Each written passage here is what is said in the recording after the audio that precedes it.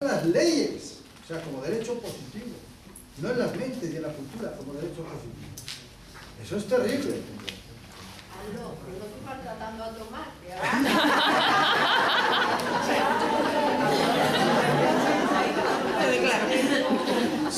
Nadie ha interpretado eso.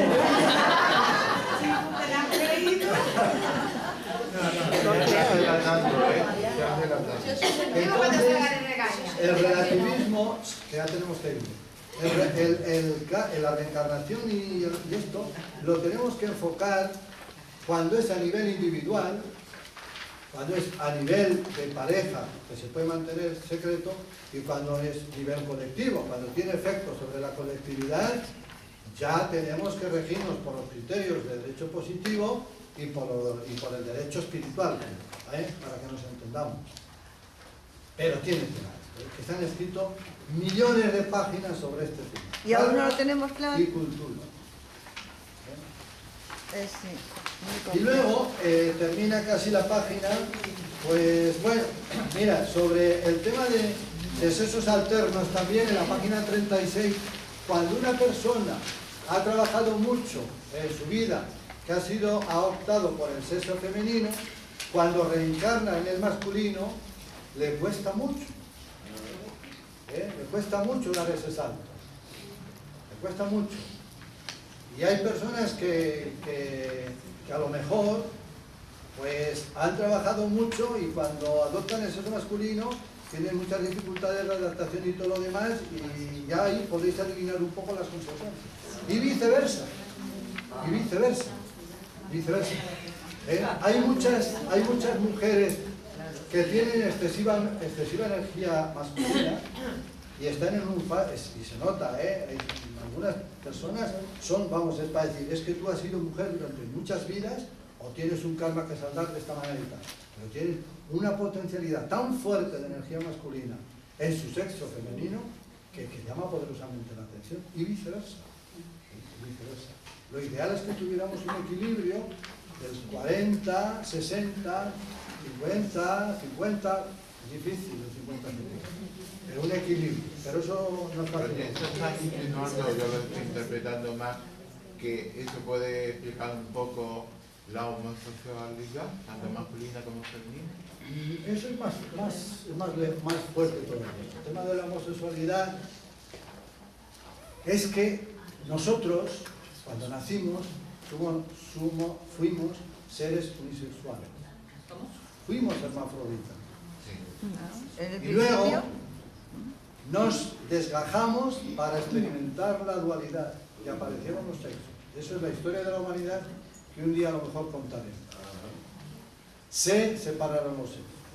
Y hoy, en cierta evolución espiritual, se puede caminar hacia eso.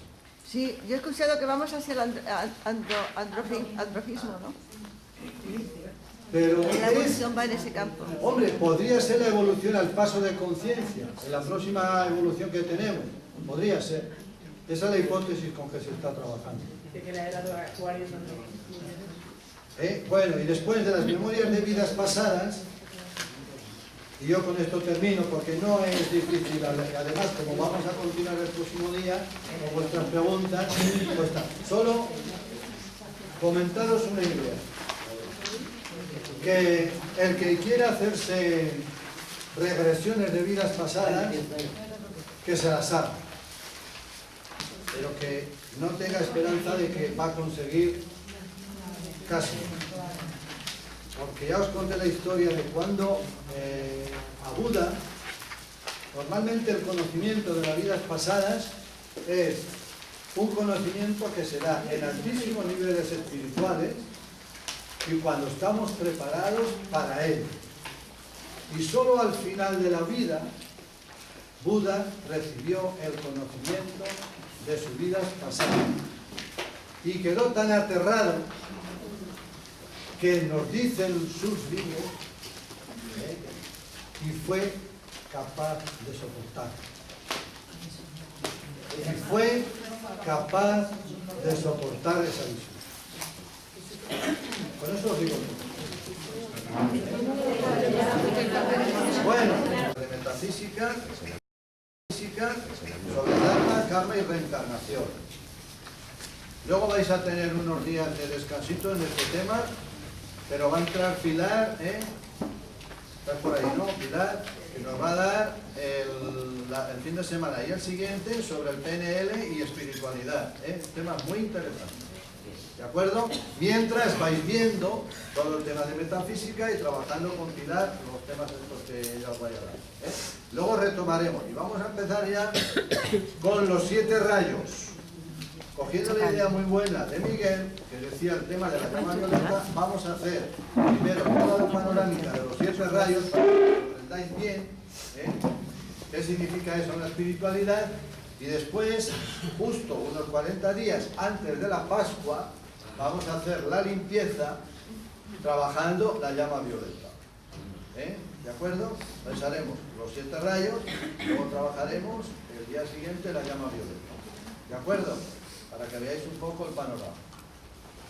Y que hoy, con las prácticas de hoy, pues vamos a terminar los temas de Dharma, karma y reencarnación. Mirad, cuando he intentado daros las prácticas, he pensado en hacer muchas cosas, de verdad.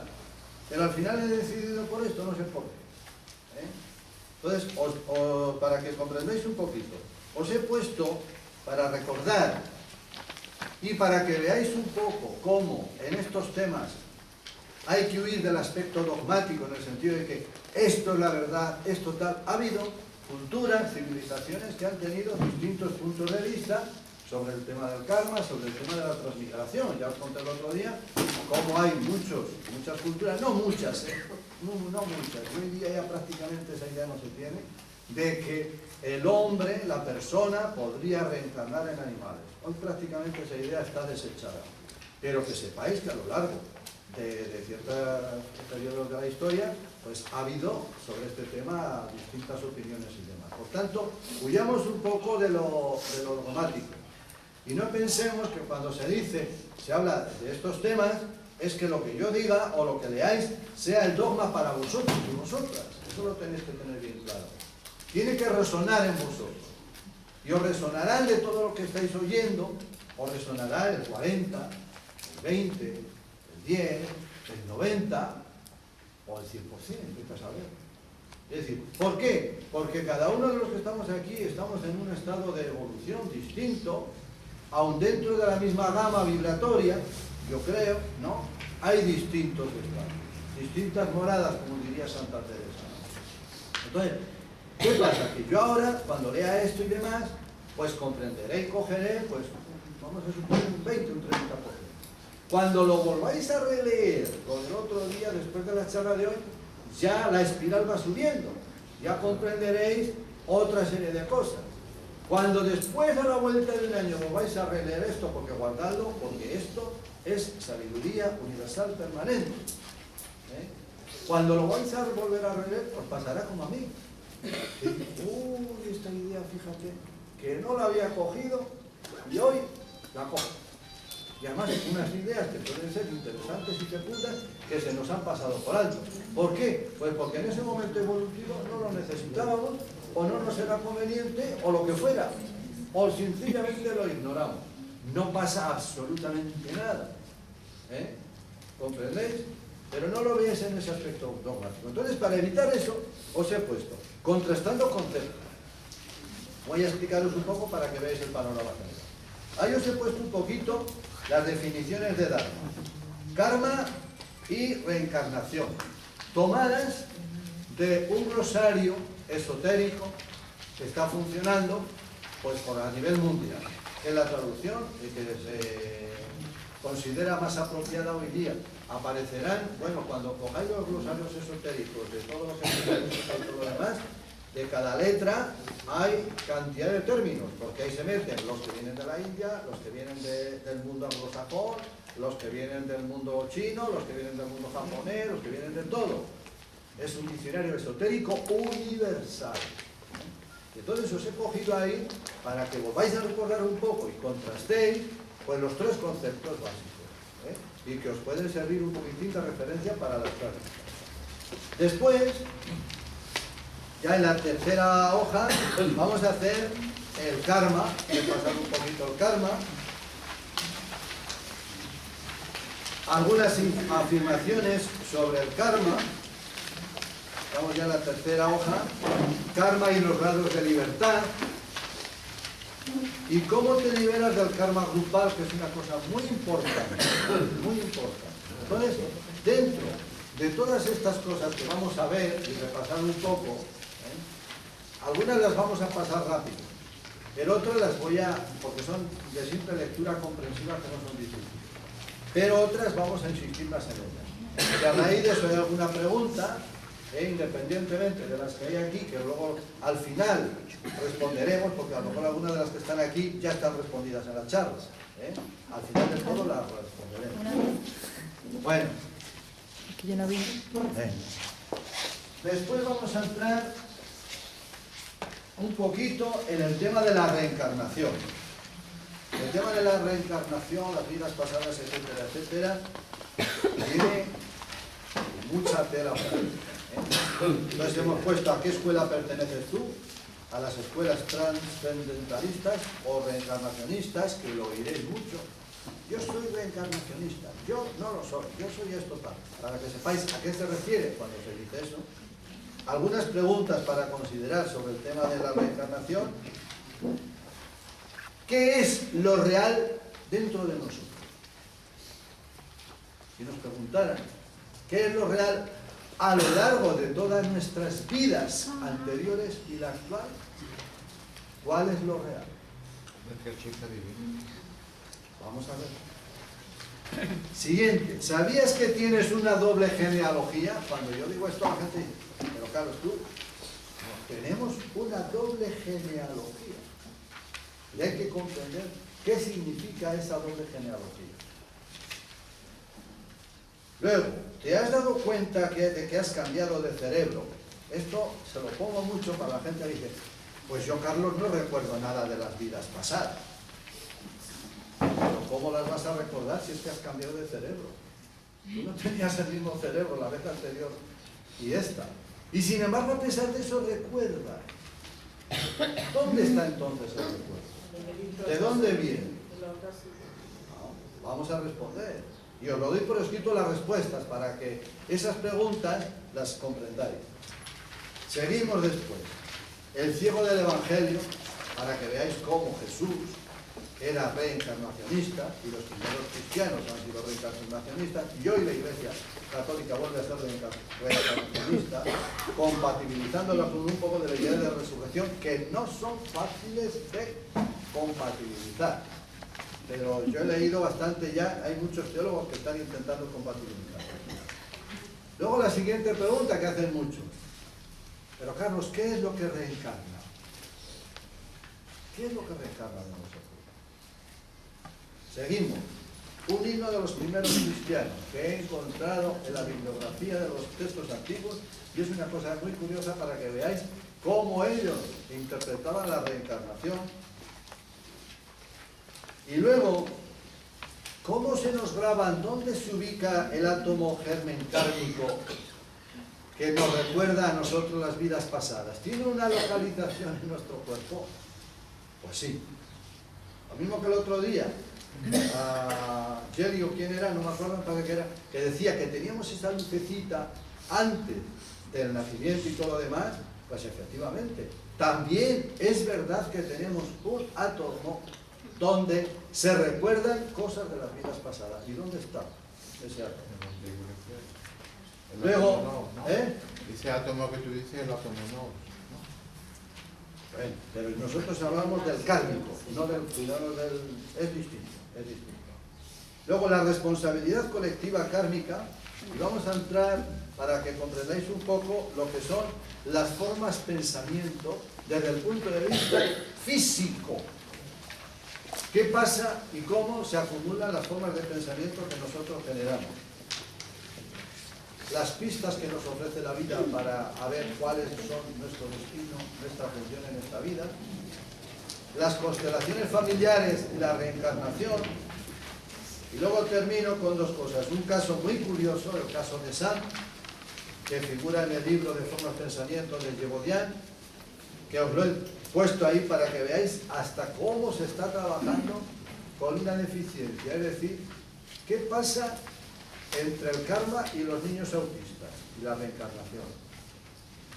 Yo no hago más que traspasaros lo que está en el libro.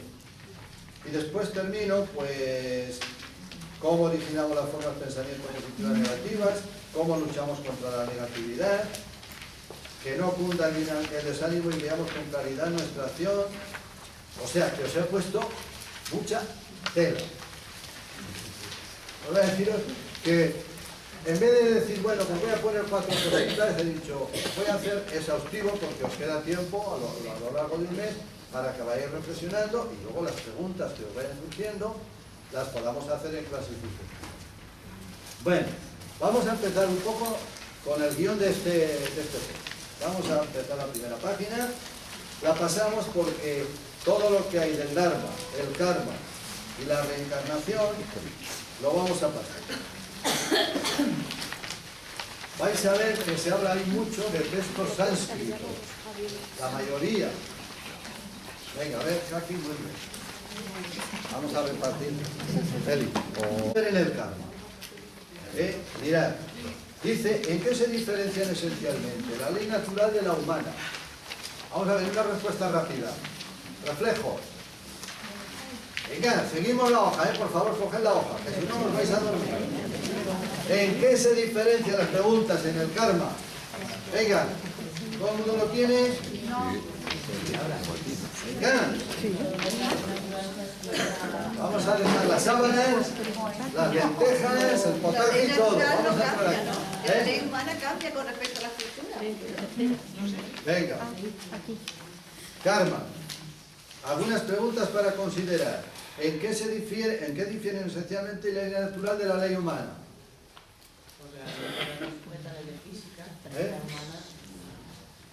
Venga rápido. El espacio-tiempo. Bueno, espacio-tiempo. Sí. Vincula todo tiempo y lugar. Hombre, la ley natural efectivamente es única en el espacio y en el tiempo, efectivamente. Pero más diferencia. La ley natural es más justa. La ley natural es más justa y la ley humana es más injusta, efectivamente. ¿Pero en qué? La esencia. La ley humana es artificial. Bueno, artificial. La ley humana es positiva. Es decir, la decidimos solo la raza humana, entre comillas. Sin embargo, la ley natural viene de arriba, del primer logos, del Atman, del principio creador. Por tanto, esa es universal y la ley humana solita aplicada aquí en la Tierra. Bien, ahí ya con la idea la hemos cogido. ¿Cuál es la diferencia entre el karma y el concepto popular de destino? El destino tiene un sentido peyorativo y como de negatividad. Y el karma... No es la esencia, no van por ahí los tiros. El destino. No tengáis miedo a responder, que aquí nadie le va a demostrar su sabiduría ni nada, sino sencillamente que participe. ¿Cuál es la diferencia entre karma y el destino? El destino es la ley popular, lo que viene a la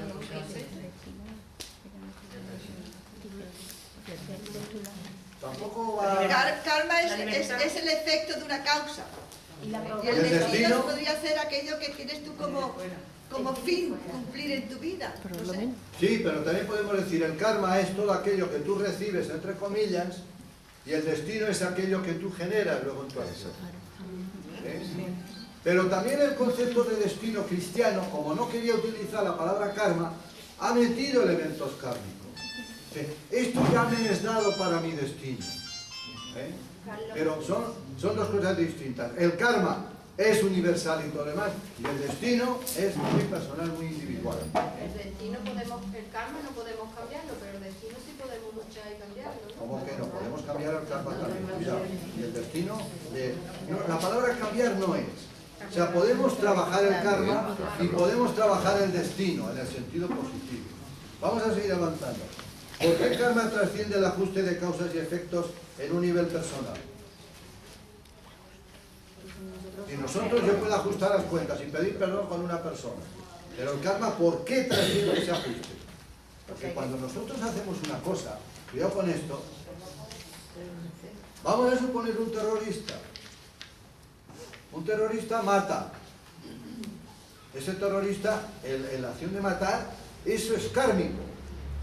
Eso es causa y efecto. Hay una ley universal. Ahora, el karma no es el mismo. Si luego pide perdón por lo que ha hecho, que si no pide perdón. Por eso cuando se está pidiendo el perdón a las víctimas, cuando se está pidiendo el perdón a las víctimas, añade elementos metafísicos. Y fíjate que ese elemento metafísico del perdón a las víctimas está descendiendo al derecho. Es decir, ha estado a punto en la legislación para cuando salió este tema, de que no solamente se renunciara a la violencia, sino que además se obligara a pedir perdón a las víctimas. Cosa que no se ha introducido a nivel de derecho, pero sí lo están pidiendo las asociaciones de víctimas.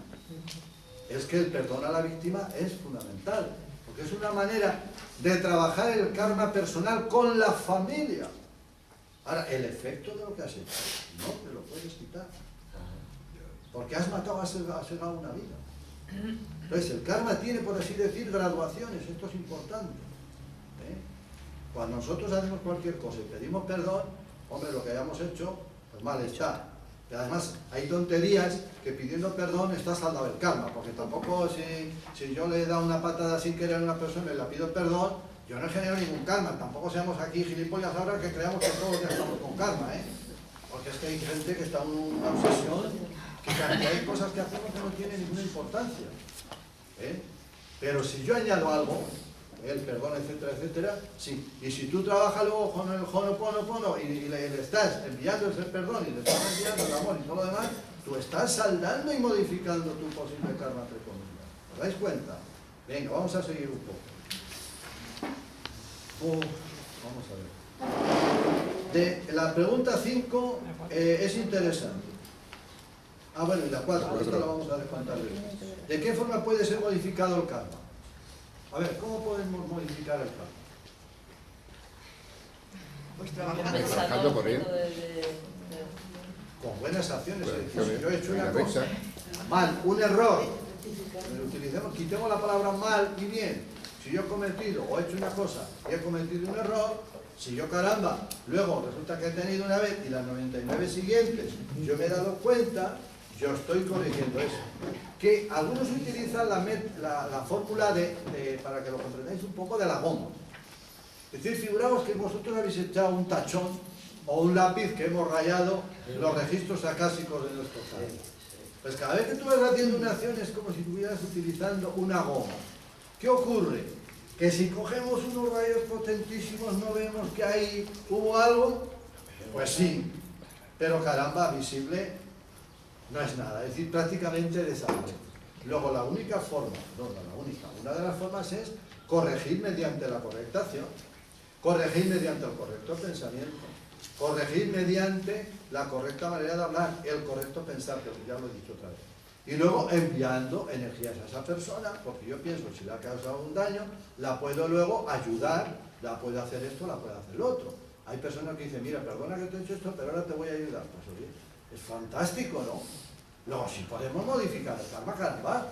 Ahora, eliminar, la palabra eliminar todo rasgo y todo lo demás, pues mira, yo no me atrevo a decir nada. Eso, pues Dios lo sabe cómo se puede. Pero que sí podemos modificar. Será evolucionado por rango. A lo mejor puede. Sí, hombre, llegará un momento en que nosotros, cuando evolucionemos, estaremos libres de todo karma. Efectivamente. Porque con la balanza, pues llegaremos a decir, bueno, pues esto ya está eliminado y seguiremos adelante. Vamos a seguir. La 4 dijo que iba... Sí, luego la voy a comentar después, sí, para que veáis las formas pensamiento. El 7 dice, ¿tenemos derecho a intentar cambiar nuestro karma? Sí, esa la hemos contestado. La 7, ¿tenemos derecho a intentar cambiar el karma de los demás tratando de ayudarlos? Esta pregunta tiene sentido. Yo lo he oído responder a esta pregunta de todos los estilos y maneras. Y hablemos ahora también un poco del rey. Cuando nosotros nos proponemos una meta en el Reiki de que se elimine nuestro karma y estamos enviando energías para que se elimine nuestro karma negativo y se genere nuestro karma positivo en el futuro, ¿realmente se produce esa modificación? Sí o no. A nivel personal puede que sí. Y a nivel de los demás. Los que están en sintonía con esta... ¿Le podemos ayudar en el sentido de eliminar el karma de manera directa? Que hay escuelas que dicen que no, porque el karma es personal.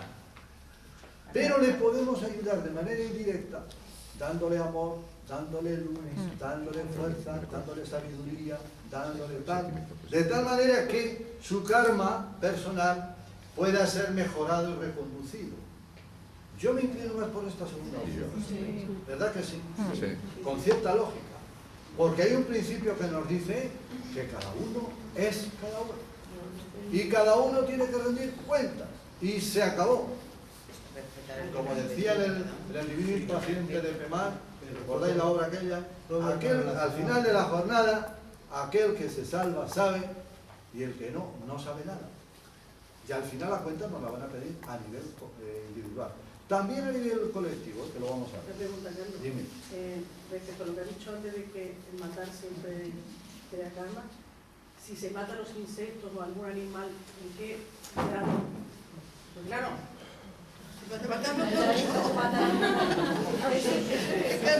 Esa pregunta no te la responde ni el agua. Kármico es un...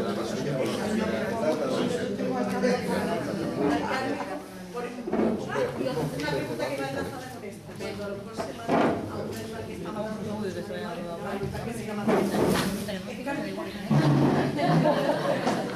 yo no me atrevo a responder a esas preguntas, porque entonces yo respondería a la madre naturaleza y al hielo que ahora ha matado todos los insectos de Castilla y León, que están muy contentos los agricultores, porque todos los grandes hielos y todas las grandes, por así decir, pues plagas que pudieran venir, pues probablemente estén eliminadas y haya una cosecha sobreabundante. Porque con estas heladas que ha habido, todos los insectos han muerto. Es que tiene karma el hielo y la niebla con los insectos. Es el orden natural. ¿En qué medida yo puedo evitar matar los insectos? Yo os voy a decir una cosa. Yo hablo ya a nivel personal. Yo con los insectos hablo con ellos, Katy lo sabe muy bien. Hablo con el Deva, el que está dirigiéndoles, y los insectos se van. Lo siento en el alma, yo no obligo a nadie a creer, pero yo lo amo. Y los insectos, si les hablas amorosamente, ¿Se van a otra habitación? yo no digo más porque aquí podemos estar media hora.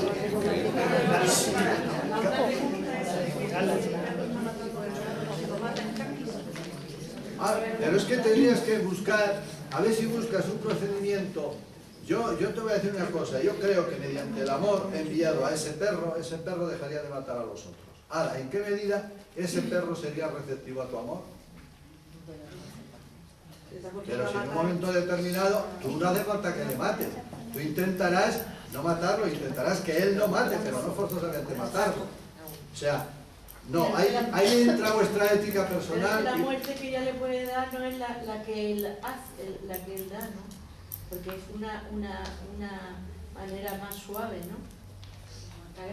Pero el fin es el mismo. Pero ¿por qué yo tengo que matar? Tendré que espantar, tendré que hacer tal. No, mira, es que aquí hay 50.000 casos.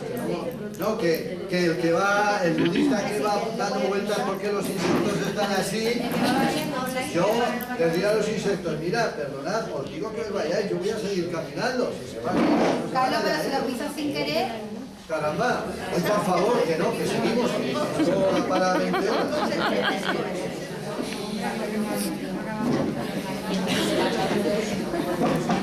A los insectos se les habla como se habla a las personas, pero hay que darles tiempo, porque sus ondas tardan más en llegar, y a lo mejor esas ondas no están acostumbrados a ellas, pero si hablas con ellos una y otra vez, te digo que sí, hacen caso. Y yo os puedo contar cantidad de anécdotas, y Katy lo sabe muy bien. Vamos. Solamente hablaremos de los devas. Posiblemente vaya según el nivel vibratorio que esté uno. Cuando uno es primitivo, la ley te permite sobrevivir, incluso matando a otras animales. Porque cuando se es primitivo... Eso es discutible también. Porque si la humanidad planteara otra manera de comer, con lo que tenemos de plantas y todo lo demás, teníamos un... O sea, no, que es que ese debate llevamos para un siglo debatiéndolo y todavía la humanidad no lo ha resuelto. Vamos a seguir avanzando. Que vuestra conciencia cambie. Reflexiones sobre estas afirmaciones. ¿El karma es un castigo divino? ¿Sí o no? No, ya sabéis que no es un castigo divino. El karma es armonía absoluta en el mundo de la materia como en el mundo del espíritu. ¿Es verdad? Sí. Vamos a seguir un poco ágiles. Vamos a pasar un poco, porque esto para leer. El karma no es lo que recompensa o castiga, sino que somos nosotros quienes nos recompensamos o nos castigamos. ¿Sí o no? Sí. Efectivamente. La 4. Todas las cuentas deben ser liquidadas. El buen sentido y la armonía deben ser restaurados. No importa dónde hayan sido perturbados, dice la sabiduría antigua. ¿Os parece bien? Cierto, sí. Luego sigue un poco más, efectivamente. El 5. El hombre es de por sí su propio salvador y su propio destructor. ¿Sí o no? Sí. Pues esto no se lo creen a casi nadie. Sí, pero porque es metafísica, porque sale ahí y le echan las culpas al orden, a la naturaleza, a los políticos, a Dios, al demonio, al Espíritu Santo, a la Madre Superior, al jefe, al padre, a la madre, al marido, a la mujer, a los hijos, todo echado a la universidad. El karma y los grados de libertad. Esto es muy sencillo. Quiere decir que tenemos que tener muy en cuenta, dice, que los grados de libertad para escoger varían en proporción con el grado de desarrollo obtenido por el individuo. Y ahí enlaza con lo que decía Miguel, es verdad, pero no en el sentido que lo decía, que el primitivo matará, no, estamos hablando de los grados de libertad para karma. Un niño pequeño no puede generar karma, porque normalmente no conoce las leyes, ignora las leyes. Él sigue sus instintos, porque es físico, y está siguiendo su cuerpo pránico, que ya tiene energía, y está siguiendo las emociones, y la emoción, si tiene hambre, pide la teta, si pide esto, pide el otro, si pide lo otro, pide lo otro. Es decir, se guía por eso. No, que es que ella tiene animales, conejos, los mata. Ahora me está diciendo que lo que me está pasando es porque estoy matando a los conejos.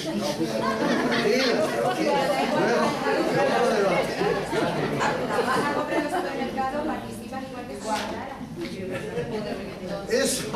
Eso. Calma. Venga, vamos a seguir. La idea es que a medida que vamos evolucionando, y a medida en que vamos ascendiendo, vemos más claramente el tema del karma. Y no es extraño que nos vayamos afinando. Y no pasa nada. Yo es que maté y comí carne, yo es que maté y tal, y es que maté y tal. No pasa nada. Tú ahora con el karma te lo replantearás. Yo he conocido gente, y perdona, con esto terminamos, que tenía carnicerías, ha llegado al tema del karma y ha dejado la carnicería y ha cambiado de profesión. Es una evolución. No pasa nada. Porque entonces todos los que estamos aquí hemos comido carne y seríamos todos podridos. Pues tampoco pasa nada. Hemos ido evolucionando y no pasa nada, y no metemos ahí en la conciencia la culpabilidad, que no pasa nada. Y si no, la próxima reencarnación ya nos daremos cuenta. ¿Y por qué en la próxima no pasamos a ser seres de luz, como el Yasumjin, que se alimenta solo de luz y no toma ni agua ni nada? ¿Cómo quién? Yasumjin. Ya os lo entráis en internet y aparecerá.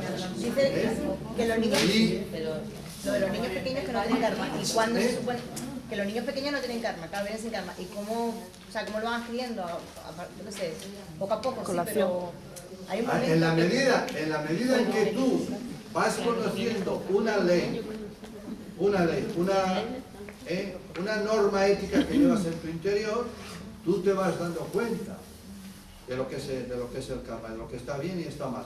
Porque ahora, el otro día el doctor Braden, me parece que es Greg Braden, sacaba, o no es él, eso, que decía, dice, se puede demostrar perfectamente que cuando nacemos como especie tenemos el sentido ético de las ciencias.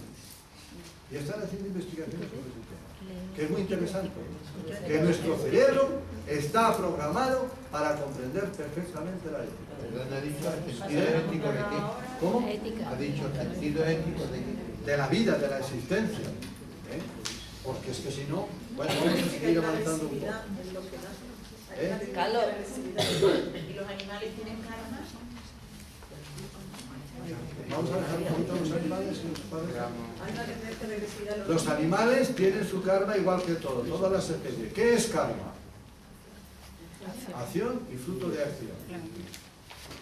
Si un animal, y aquí hay personas que conocen esto, vamos a dejar los animales por favor, con esto.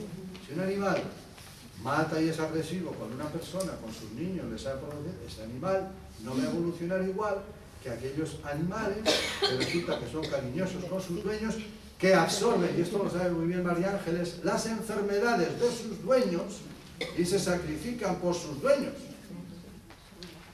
Porque los animales domésticos están ya muy fáciles para subir en la ascensión hacia el siguiente paso de su evolución, que es llegar a irse convirtiendo poco a poco en humano. Claro que tiene karma. Todo tiene karma. Todo. Vamos a seguir ahora. La tendencia a la agresividad puede ser un tema hereditario, puede ser un tema neuronal. ¿En qué medida efectivamente ese niño va a ser igual de responsable que el adulto que está reaccionando agresivamente? Evidentemente. Bueno, pues ya os he dicho que el tema de hoy da para 20 segundos. Vamos a seguir. ¿Cómo te liberas del karma grupal? Yo estoy en un grupo y no me siento a gusto. Es la última página, la última línea. Dice, es por esto que los instructores de antaño clavaron: salid del medio de entre ellos y apartad. Así de claro. Yo recuerdo con mi familia en el País Vasco, cuando estábamos allá, decían, Carlos, si es que vivimos en el terrorismo, porque tengo mucha familia en el País Vasco, y todo el marido. Tenéis que hacer una cosa muy sencilla: salid de los grupos y apartaos. No porque seáis mejores ni seáis peores, porque es que eso no es el tema. Es que yo no quiero compartir eso. Por tanto, la manera de liberarme del karma grupal es apartándome de ellos, no a lo mejor en el sentido físico, pero sí en el plano mental y en el plano conductual. Así de claro, no tenemos que ser ovejas ni borregos. Y todos los instructores antiguos lo dicen, y os he resumido la frase que más se suele citar. Seguimos un poco. La reencarnación. Bueno, ¿a qué escuela perteneces tú? Lo veis, porque eso no tiene ninguna dificultad. Algunas preguntas para considerar. La primera, explica qué significa reencarnación, diferencias entre reencarnación y la noción popular de transmigración. A ver.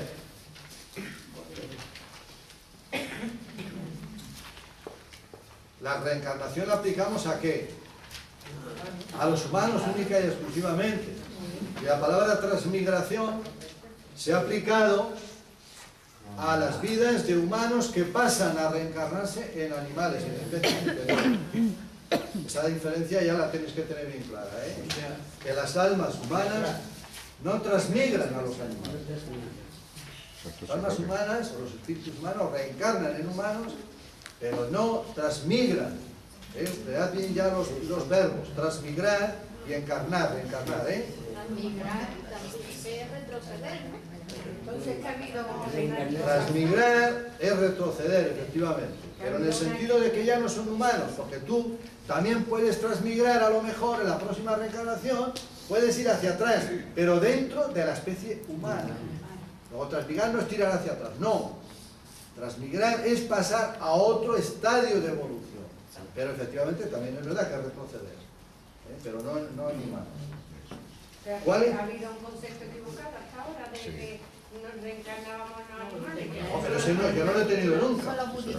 En algunas civilizaciones sí. Ya os dije la parte un poco de la India, pero que hoy prácticamente yo no he oído a ninguna persona espiritual, y eso que he estado con lamas y con cosas de esas, y a todo el mundo que les pregunta dice, no, hoy día no se acepta el concepto de transmigración. Incluso hay escuelas que dicen que no hay nunca impulsión, que no hay impulsión que sería para atrás, sino que hay estancamiento.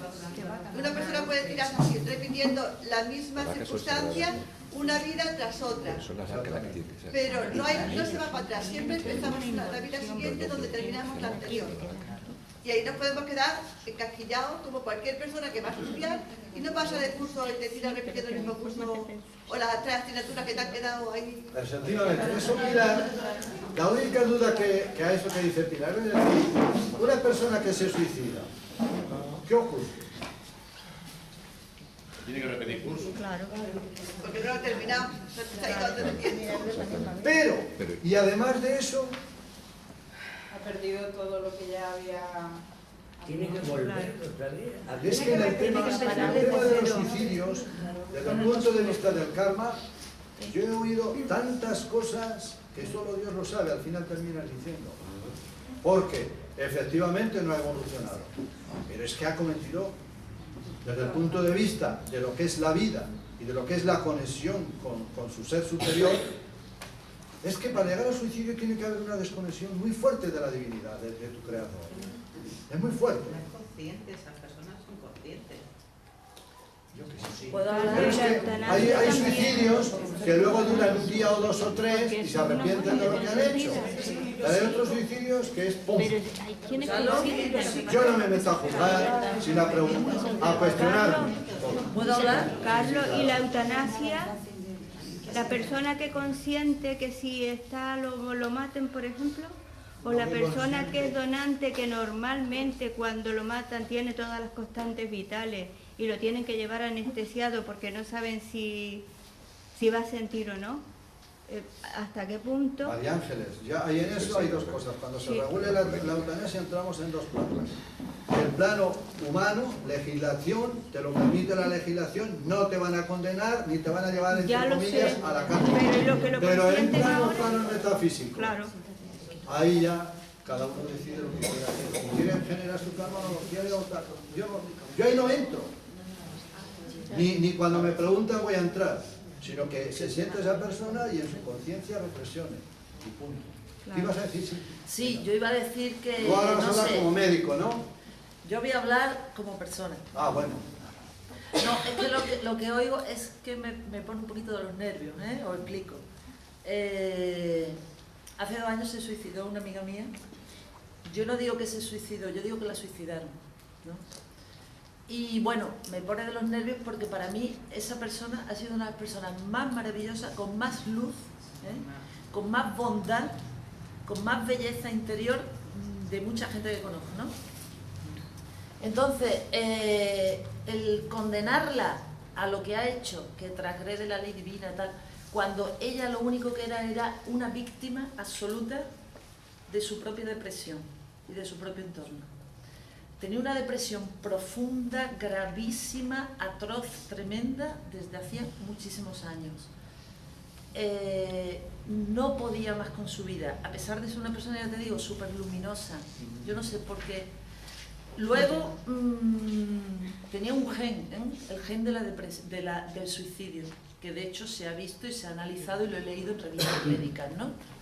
Se ha detectado un gen del suicidio. De hecho, su madre se suicidó y todos sus tíos.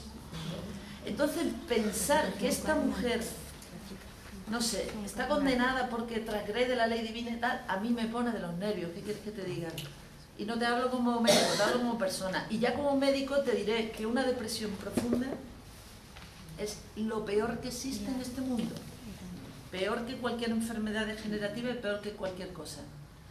Y entonces, si ha sido una víctima tan tremenda, hacerla culpable, de verdad que no. Pero que no la estamos culpabilizando. Bueno, la estoy responsabilizando, pero es que la estoy responsabilizando de eso. Y creo que no es responsable, vamos a ver, ella si cometió eso fue que le pusieron todas las piezas para que ocurriera y encima tenía tal desesperación durante tantos años que la única salida era esa, para ella. Y yo lo entiendo, ¿eh? No, pero no. Lo entiendo vamos, no puedo pensar que esta mujer esté por ahí pagando en el bajo astral y no puedo pensar eso, porque eso es que ya, bueno, decimos, mira, es que yo ya no hablo más de esto y me voy, porque es que no, ¿entiendes? Desde mi conciencia, desde lo que Hablas alto para que lo oigamos. desde lo que yo he experimentado en mis salidas del cuerpo, sabéis que yo tengo experiencias fuera del cuerpo. Estuve con una escuela que es la Academia Internacional de Concienciología, que son todos proyectores fuera del cuerpo y se dedican a todo el estudio de los efectos de la conciencia. Una escuela que está en Madrid, que viene de Brasil. Y una de las cosas, la que yo he experimentado, que he podido experimentarlo, es que no hay ni muerte, no hay ni accidentes, ni enfermedades, ni suicidios, solamente hay formas de morir. Y cada cual escoge su forma de morir con respecto al estado de conciencia que tiene o las circunstancias que da o como esté previsto. Pero en realidad los suicidios son formas de morir como accidentes. Por supuesto que depende, igual que en un accidente. Una persona puede ir con su coche y matarse. Su estado de conciencia es el que es en ese momento. Y así pasa al siguiente paso. Y una persona que se suicida es lo mismo, es su estado de conciencia. Hay personas, por ejemplo, en Japón, el suicidio ha estado siempre no en tener el concepto de suicidio como tenemos aquí, sino que el concepto de suicidio es muy sagrado. Muy sagrado. Aquella persona que pierde su honor y se suicida es como casi un deber. O sea, que también el suicidio es cultural. La raíz que tenemos de los cristianos de la Iglesia, que machacó el suicidio, que no te enterraban ni en el cementerio, eso de alguna manera está en el inconsciente colectivo y hay ese rechazo. Pero yo no lo creo, y además puedo contar mi propia experiencia. Yo me suicidé. Estoy de milagro aquí porque estuve 3 días inconsciente, tuvieron que reanimarme con el desfibrilador ese, ¿cómo se llama? Y la verdad, yo tenía una depresión, como dice ella, que todo era negro, no podía salir de esa depresión de años y años. Y además, a partir de ahí, yo tengo mi cambio en mi vida. Hay un antes y un después. Yo no recuerdo nada, tuve 3 días sin conciencia. Cuando desperté, yo muchas veces pienso, a lo mejor mi alma la cambiaron, algo cambió, porque yo ya no era la que era yo.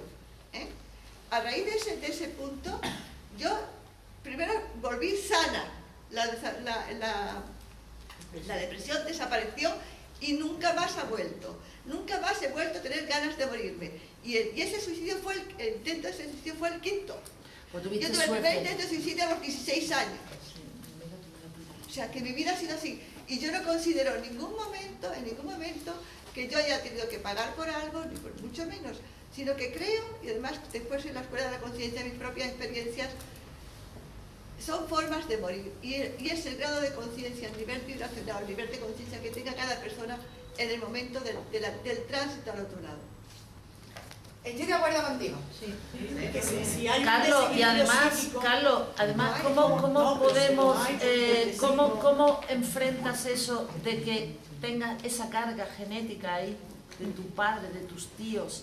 O sea, que eso ya es biológico. Y aparte está el tema de esa depresión en que tú tienes tu bioquímica, diríamos, del cuerpo tan alterada que te secuestra, por así decirlo, en que tú ya no eres ni tú, ¿me entiendes? Perdona, yo lo que pienso es que la persona cuando se suicida o muere, el problema no es el acto, sino el estado mental y emocional de la entidad. Entonces, si esa entidad bueno, yo misma, por ejemplo, me suicido en este momento y estoy dispersa, incongruente y estoy perdida, luego te quedas fatal y te quedan otras dimensiones, hay un retroceso. En eso hay una diferencia, no en el que te mueras y en el karma, sino en la manera de marchar a la vibración donde vibra contigo o quedarte perdido aquí como un fantasma. Vamos, lo que hay generalmente, los fantasmas que hay es porque o eran fantasmas en vida o una vez que han fallecido por cualquier causa, pues están perdidos, aunque sean evolucionados, no estaban en realidad evolucionados o llenos de esa paz que hace falta para entrar en el tono vibracional del amor. Que no hay que darle más vuelta, que no sufra. Sí, la verdad que es un tema complejo. Por eso digo, pero lo que nos está diciendo la metafísica y lo que nos está diciendo la ética, el suicidio no es la solución aconsejable. Pero el suicidio es desesperación, ni más ni menos. Es desesperación. Pero, la mayoría de las veces. Pero esto tiene una connotación. Ahora que me bajo. Si en el futuro, o si la humanidad se organizara bien y tuviera las formas de tratar ese, vamos a ver, de tratar toda esa enfermedad y demás, de haber puesto los medios, de haberla ayudado, no podíamos haber evitado eso. Pero en fin, yo os digo que en el tema del karma, Dios me libre de juzgar. Y cuando pasa cualquier cosa de estas, es muy difícil. Pero sí que tenemos que tener bien claro que la vida se nos ha dado para utilizarla. ¿Cómo digo yo? Bueno. Carlos, A ver. si te toca en una vida ayudar a suicida, es porque probablemente tú te habías suicidado. Ay, ayudar a suicidas. Yo no voy a ayudar a ningún suicida, lo tengo claro. Ayudar a que no se suicide. Tampoco ayudarle, ayudar tampoco. Yo respetaré las decisiones de los demás, pero yo ayudarle a hacer un acto que yo considero.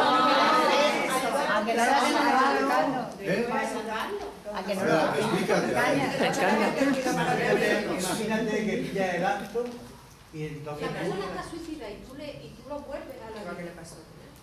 Pues tantito se hace toda la vida, ¿y qué? Y a esa persona le cambia totalmente. Pero si es lo que te está diciendo Pilar, ¿me puede cambiar o no me puede cambiar? O puede volver a o no. hacer lo mismo.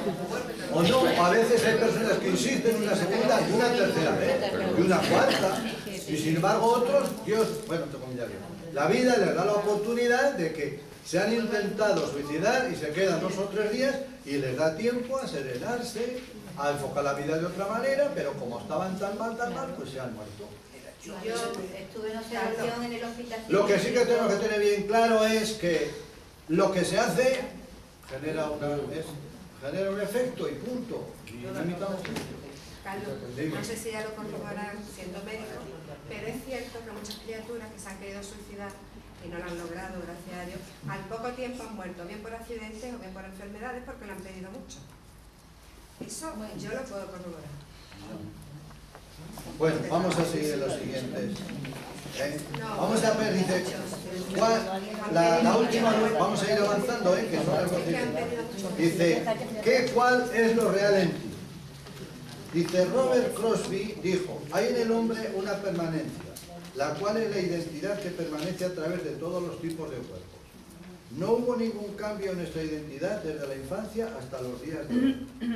El cuerpo cambió, el ambiente cambió, pero la identidad permanece idéntica y no cambió más allá de todos los cambios del cuerpo físico, mente o circunstancias. Aquello en nosotros que permanece inalterado es la única cosa real. ¿Cuál será entonces? El cuerpo no, porque el cuerpo lo vamos cambiando. La mente, no te digo. La mente va cambiando. La mente inferior, sí, porque tú, como la mente también está condicionada al cerebro, la mente inferior está muy ligada al cerebro. La mente superior, no. La mente superior sería ya hermanas, por decirlo. Yo soy. Luego, lo único real que tenemos de nosotros mismos, sí, pero la conciencia ya puede ser. Nuestras emociones tampoco se van a ir cuando muramos. En lo físico se va. Lo pránico, la energía, se nos corta y la energía que iba circulando por nuestro cuerpo ya no circula. En realidad podemos decir que todo lo que ves con tus 5 sentidos no es real. Con la conciencia. Pero ¿y alguna cosa que no vemos como el prana que circula? Pues tampoco. Pero la esencia sí. ¿Pero cuál es la esencia? Lo que llamamos el manas el budi y el alma, los tres elementos, que lo llaman en otras civilizaciones. Recordad que las civilizaciones han trabajado de muchas maneras, han trabajado con una dicotomía, cuerpo y alma. Otros, los científicos, trabajan con cuerpo y mente, no trabajan con cuerpo y alma. Que eso es distinto. Luego otra dicotomía, cuerpo, mente y espíritu. Luego ha habido 4 dicotomías y luego ha habido la concepción septenaria, que es la más universal y la que ha dado más juego en todas las civilizaciones, porque enlaza con el número 7, los 7 rayos, los 7 tal. Es la que más se utiliza hoy día en metafísica. Pero lo que queda, lo de arriba, toda la personalidad nuestra se va. Pero claro, queda algo, y ese algo que lo que se queda en nuestra mente superior y en nuestros cuerpos superiores, que por mucho que hablemos, tampoco sabemos lo que son. ¿Qué es el espíritu? Y son palabras, son maneras de hablar. Si es que, ahí está. Bueno, vamos a seguir. ¿Sabías que tienes una doble genealogía? Esto enlaza un poco con lo que comentaba Chiqui, lo que estabais comentando antes. Dice, al referirnos a una doble genealogía en el hombre, estamos haciendo alusión a la dualidad existente entre el cuaternario inferior, que es mortal, y la tríada superior. ¿Qué es lo que nosotros tenemos en una genealogía? A través de la herencia recibimos de nuestros padres, de nuestras madres, del ambiente, de las constelaciones, un montón de cosas. Pero a través de la reencarnación tenemos la parte superior. Y la reencarnación, cuando baja, la tríada superior, cuando baja, recoge la otra genealogía. Y lo que tenemos que hacer es ensamblar, por así decir, aunar, armonizar esas dos genealogías. ¿Os dais cuenta? Seguid leyendo porque no tiene ninguna dificultad de comprensión. ¿Te has dado cuenta que has cambiado de cerebro? Ya lo he explicado antes. Al cambiar de cerebro es lógico que no te acuerdes de las vidas pasadas, porque tomas otro distinto. ¡Ojo! Y en el cerebro nuevo se van imprimiendo, porque ya conocéis un poco todas las teorías morfogenéticas de Sheldrake, de Rupert Sheldrake, que todos los cerebros van recogiendo